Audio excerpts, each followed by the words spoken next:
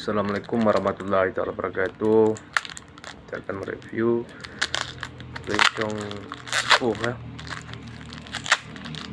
yang dikirimkan oleh kawan kita dari Sigli, bencong Yaman. Ini dia, bismillahirrahmanirrahim. Ya, bencong ukuran mini ya, bencong sepuh.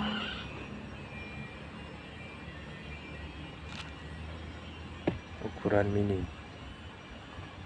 Ini sudah cukup tua, bencong pundoy.